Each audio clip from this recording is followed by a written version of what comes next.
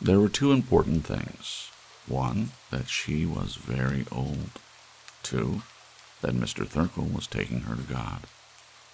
For hadn't he patted her hand and said, "Mrs. Bellows, we'll take you off into space in my rocket and go to find him together." And that was how it was going to be. Oh, this wasn't like any other group Mrs. Bellows had ever joined. In her fervor to light a path for her delicate, tottering feet, she had struck matches down dark alleys and found her way to Hindu mystics who floated their flickering, starry eyelashes over crystal balls. She had walked on meadow paths with ascetic Indian philosophers imported by daughters in spirit of Madame Blavatsky. She had made pilgrimages to California's stucco jungles to hunt the astrological seer in his natural habitat. She had even consented to signing away the rights to one of her homes in order to be taken into the shouting order of a temple of amazing evangelists who had promised her golden smoke, crystal fire, and the great soft hand of God coming to bear her home. None of these people had ever shaken Mrs. Bellows' faith, even when she saw them sirened away in a black wagon in the night, or discovered their pictures bleak and unromantic in the morning tabloids. The world had roughed them up and locked them away because they knew too much, that was all. And then 2 weeks ago she had seen Mr. Thurkell's advertisement in New York City. "Come to Mars, stay at the Thurkell Restatorium for 1 week, and then on into space on the greatest adventure life can offer. Send for free pamphlet, Nearer, My God, to Thee. Excursion rates, round trip slightly lower." Round trip, Mrs. Bellows had thought, but who could come back after seeing him? And so she had bought a ticket and flown off to Mars and spent 7 mild days at Mr. Thurkell's Restatorium, the building with the sign on it which flashed Thurkell's rocket to heaven.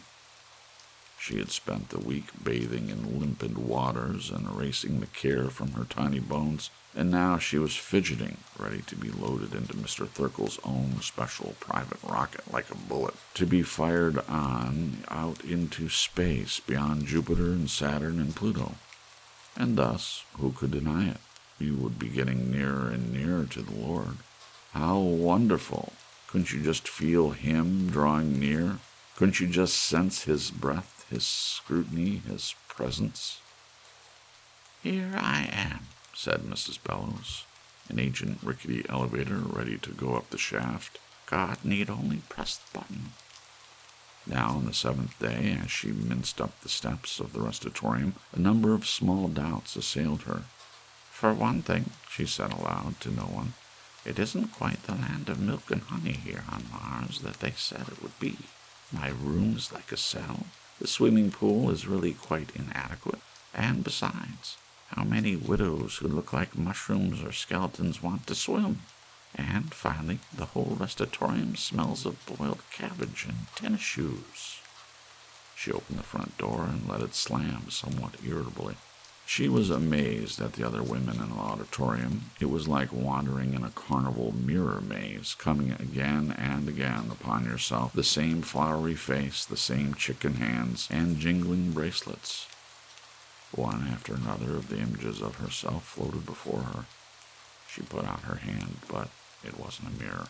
It was another lady shaking her fingers and saying, "We're waiting for Mr. Thurkell. Shh." "Ah," whispered everyone. The velvet curtain parted. Mr. Thurkell appeared, fantastically serene as Egyptian eyes upon everyone. But there was something nevertheless in his appearance which made one expect him to call "Hi!" while fuzzy dogs jumped over his legs, through his hooped arms, and over his back. Then, dogs and all, he should dance with a dazzling piano keyboard smile off into the wings. Mrs. Bellows, with a secret part of her mind which she constantly had to grip tightly, expected to hear a cheap Chinese gong sound when Mr. Thurkell entered. His large, liquid dark eyes were so improbable that one of the old ladies had facetiously claimed she saw a mosquito cloud hovering over them as they did around summer rain barrels. and Mrs. Bellows sometimes caught the scent of the theatrical mothball and the smell of calliope steam on his sharply pressed suit. But with the same savage rationalization that had greeted all other disappointments in her rickety life, she bit at the suspicion and whispered, "This time it's real. This time it will work. Haven't we got a rocket?" Mr. Thirkell bowed. He smiled a sudden comedy mask smile. The old ladies looked in at his epiglottis and sensed chaos there. Before he even began to speak, Mrs. Bellows saw him picking up each of his words, oiling it, making sure it ran smooth on its rails. Her heart squeezed in like a tiny fist, and she gritted her porcelain teeth. "Friends," said Mr. Thirkell, and you could hear the frost snap in the hearts of the entire assemblage. "No," said Mrs. Bellows ahead of time. She could hear the bad news rushing at her, and herself tied to the track while the immense black wheels threatened and the whistle screamed helpless. "There will be a slight delay," said Mr. Thirkell. In the next instant, Mr. Thirkell might have cried, or been tempted to cry, "Ladies, be seated," in minstrel fashion, for the ladies had come up to him from their chairs, protesting and trembling. "Not a very long delay." Mr. Thirkell put up his hands to pat the air. "How long?" "Only a week." "A week?" "Yes. You can stay here at the Restorium for 7 more days, can't you? A little delay won't matter, will it, in the end? You've waited a lifetime, only a few more days." At $20 a day, thought Mrs. Bellows coldly. "What's the trouble?" a woman cried. "A legal difficulty," said Mr. Thirkell. "We've a rocket, haven't we?" "Well, yes." "But I've been here a whole month waiting," said one lady. "Delays, delays." "That's right," said everyone. "Ladies, ladies," murmured Mr. Thirkell, smiling serenely. "We want to see the rocket." It was Mrs. Bellows forging ahead, alone, brandishing her fist like a toy hammer. Mr. Thirkell looked into the old lady's eyes, a missionary among albino cannibals. "Well, now," he said. "Yes, now," cried Mrs. Bellows. "I'm afraid," he began. "So am I," she said. "That's why we want to see the ship." "No, now, Miss—" He snapped his fingers for her name. "Bellows," she cried. She was a small container, but now all the seething pressures that had been built up over long years came steaming through the delicate vents of her body.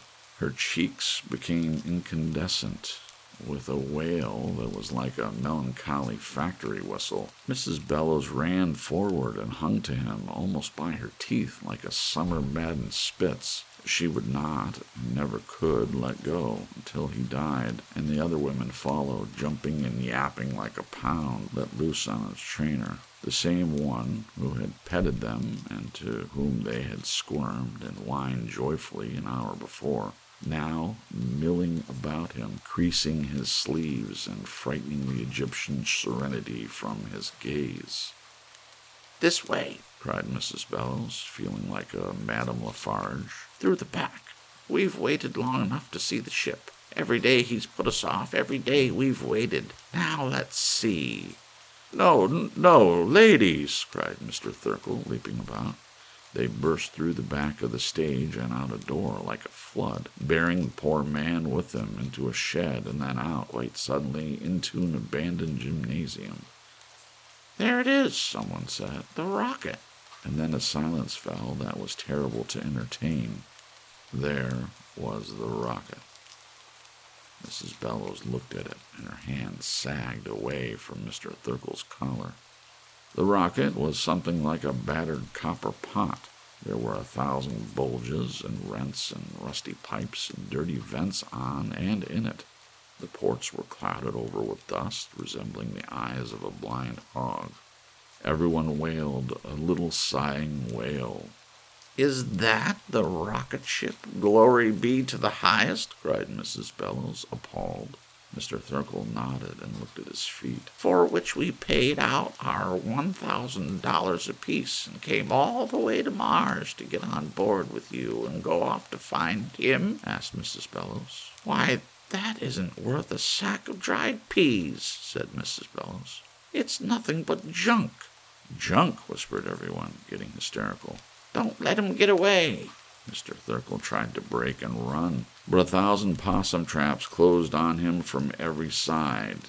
He withered. Everybody walked around in circles like blind mice. There was a confusion and a weeping that lasted for 5 minutes as they went over and touched the rocket, the dented kettle, the rusty container for God's children. "Well," said Mrs. Bellows. She stepped up into the askew doorway of the rocket and faced everyone. "It looks as if a terrible thing has been done to us," she said. "I haven't any money to go back home to Earth, and I've too much pride to go to the government and tell them that a common man like this has fooled us out of our life savings. I don't know how you feel about it, all of you, but the reason all of us came is because I'm 85. And you're 89, and you're 78, and all of us are nudging on towards 100. And there's nothing on Earth for us, and it doesn't appear there's anything on Mars either. We all expected not to breathe much more air or crochet many more doilies, or we'd never have come here. So what I have to propose is a simple thing, to take a chance."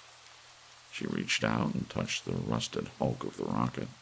Everyone rustled and stood on tiptoes and opened an astonished mouth. Mr. Thurkle began to cry. He did it quite easily and very effectively. "We're going to get on this ship," said Mrs. Bellows, ignoring him, "and we're going to take off to where we were going." Mr. Thurkle stopped crying long enough to say, "But it was all fake. I don't know anything about space. He's not out there anyway. I lied. I don't know where he is, and I couldn't find him even if I wanted to. And you were all fools to ever take my word for it." "Yes," said Mrs. Bellows, "we were fools. I'll go along with that, but you can't blame us, for we're old. And it was a lovely, good and fine idea. One of the loveliest ideas in the world. Oh, we didn't really fool ourselves that we could get nearer to him physically.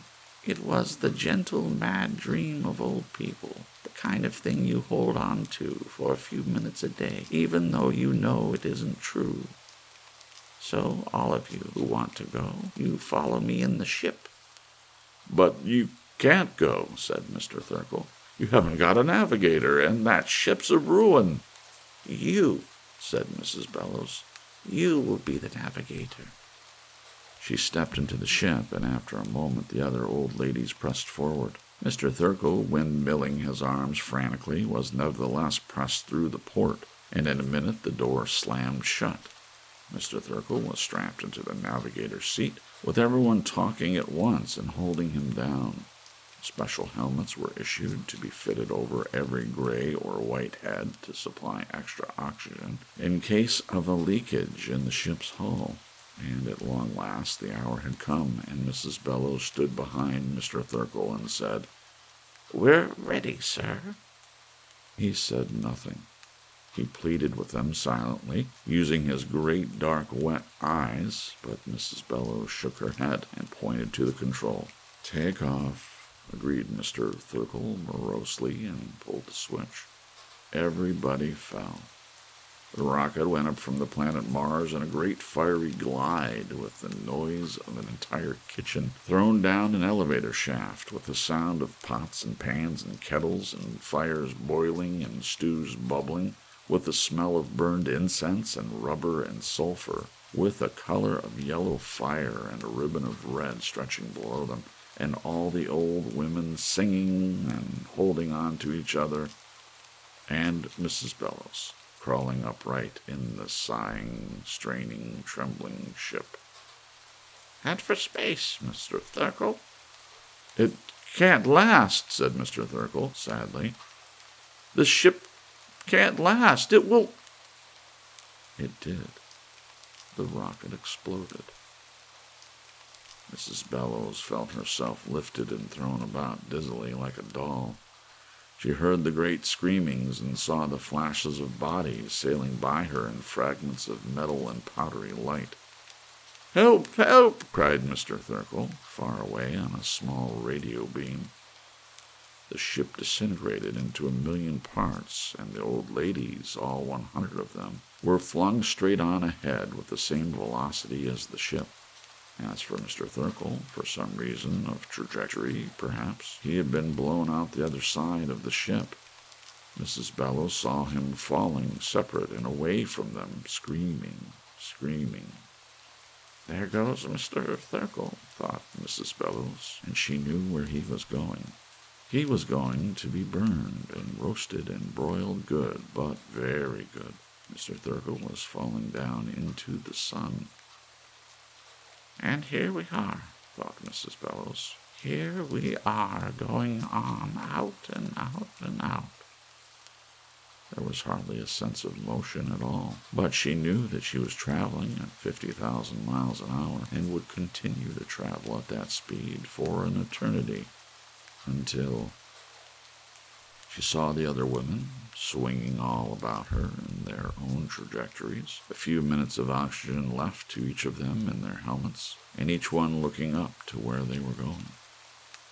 "Of course," thought Mrs. Bellows, "out into space, out and out, and the darkness like a great church, and the stars like candles, and in spite of everything, Mr. Thirkell, the rocket, and the dishonesty, we're going toward the Lord." And there, yes there, as she fell on and on, coming toward her, she could almost discern the outline now. Coming toward her was his mighty golden hand, reaching down to hold her and comfort her like a frightened sparrow. "I'm Mrs. Amelia Bellows," she said quietly, in her best company voice. "I'm from the planet Earth.